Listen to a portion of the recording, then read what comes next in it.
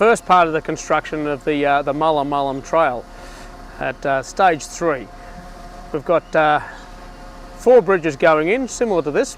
We've put a beam across, and we've got a tower structure. This will be a suspension bridge with a fairly nice handrail on it. The other ones are very much similar.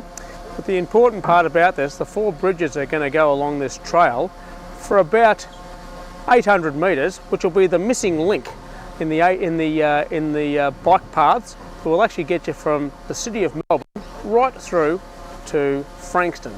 So it'll connect up with the East Link trails, and it'll connect up with the Yarra trails.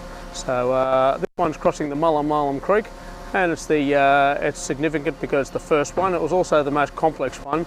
Access was very difficult with the getting the span in, and we've managed to get in, and we've protected the environment and the cultural heritage in the area. Hope you enjoy the bike ride along this path in the future.